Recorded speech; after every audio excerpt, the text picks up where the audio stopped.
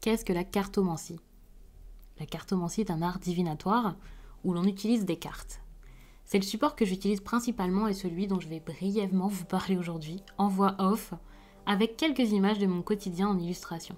Nous sommes loin de ces 10 heures de bonnes aventures avec moi car vous allez voir que j'ai une approche bien plus moderne de la cartomancie qu'à l'époque et de ce que l'on pouvait imaginer lorsque nous étions enfants et qu'il y avait des représentations d'une voyante avec sa boule de cristal quelque part. Déjà, je ne suis pas voyante, médium ou autre. Je suis cartomancienne et je n'ai que mon intuition et mes cartes pour vous guider. Ensuite, ce n'est pas moi qui décide de ce que je dois vous dire, mais j'interprète bel et bien les cartes. Et ça en laissant mon mental et ma propre vision de la situation de côté. Situation que je connais même pas en général. Alors pourquoi débuter la cartomancie? Les cartes sont un support, un accompagnement et un bonus qui s'additionnent à ce que l'on a déjà en nous. Alors ça va rien révolutionner, rien changer, ça sera pas magique, mais vous pouvez voir ça comme un lien entre vous et votre âme, votre petite voix, vos guides et qui vous voulez selon vos croyances. Mais sans vous, les cartes ne feront rien, car finalement la magie est en vous. Pour moi, le message peut surtout vous rassurer et vous faire conscientiser les choses. Pourquoi j'ai commencé? Il faut savoir que depuis toujours, avec ou sans ce que l'on pourrait qualifier de preuve ou d'expérience, je crois en beaucoup de choses tout en restant rationnelle. Il y a bel et bien de grands charlatans, mais pas que. Je vais pas parler de mes proches, de dons, de pas, de choses que j'ai pu expérimenter avec eux, car ici c'est ma chaîne, et que je vais pas parler des autres maintenant. C'est leur histoire et je pourrais pas me le permettre. Mais même sans avoir pratiqué dès mon plus jeune âge, je peux vous dire que c'était naturel que j'y vienne un jour.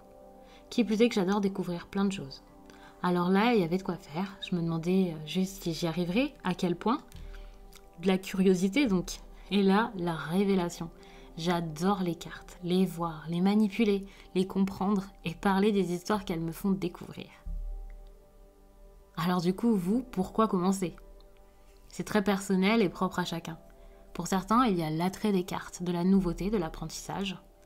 Il y a des personnes qui s'intéressent spécifiquement au tarot et à son histoire et naturellement, ils viennent à le tirer. Il y a ceux qui ont besoin d'une réponse et cherchent à l'avoir de cette façon, à tout prix. Ce qui n'est pas forcément ce que je recommanderais, mais on verra pourquoi par la suite. Je pense qu'on peut aussi débuter pour s'écouter, se comprendre, interagir avec soi-même. Le plus important à mes yeux, quoi. Il y a ceux qui voient là une façon de faire de la divination pure et dure. D'autres y voient là un art et une manière de s'exprimer, une manière d'être créatif même. Mais il y a tellement de raisons. Aider les autres, faire du développement personnel, méditer, communiquer avec ses guides, avec ses ancêtres peut-être. Cela dépend des besoins de chacun et des capacités de chacun également.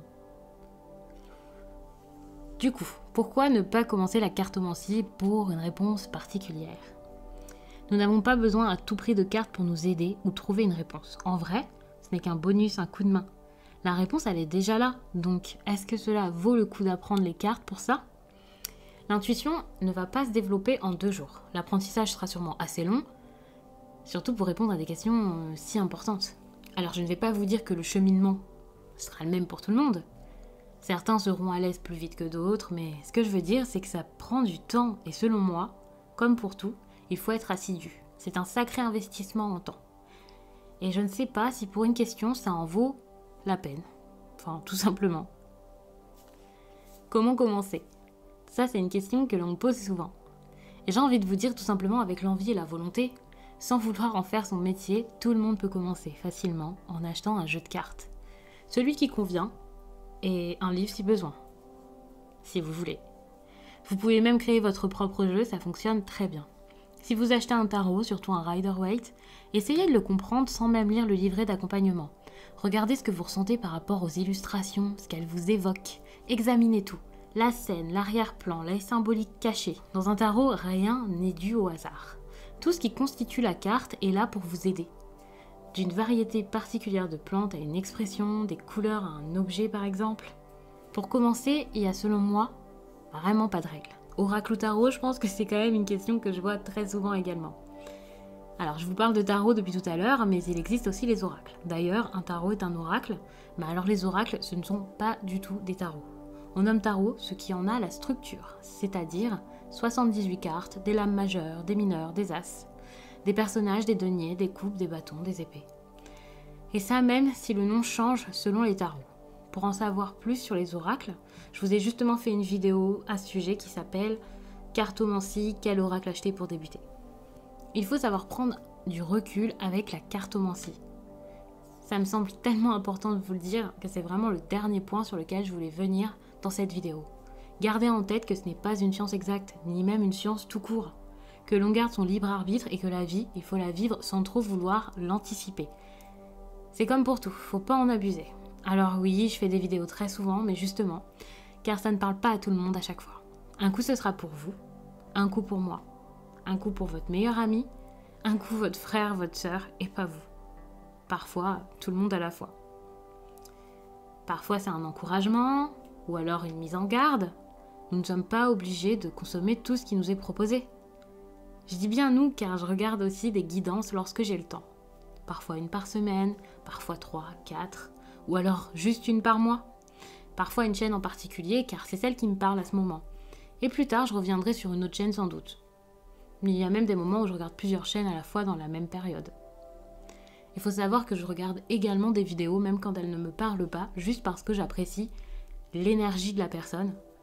Ces vidéos dynamiques, agréables, parce que j'adore ça tout simplement. Personnellement, je ne me fais pas de tirage souvent.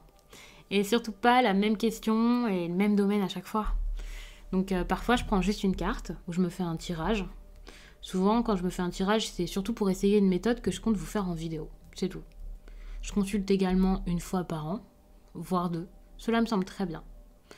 L'abus ne sera absolument pas bénéfique et ce sera clairement le contraire. Si j'ai fait cette chaîne, c'est justement parce que je suis une passionnée et que je n'allais pas me tirer les cartes tous les jours. La meilleure façon pour moi de pratiquer énormément, mais de façon saine, c'est de le faire pour les autres. Ainsi, je garde le plaisir de manipuler les cartes, d'en avoir de très belles et de délivrer des messages différents. Depuis toujours, j'adore aider, communiquer, rencontrer de nouvelles personnes et surtout conseiller. Alors vous faire des guidances vous aide, mais ça m'épanouit aussi énormément. Et comme je le dis à chaque vidéo, je vous laisse et à très vite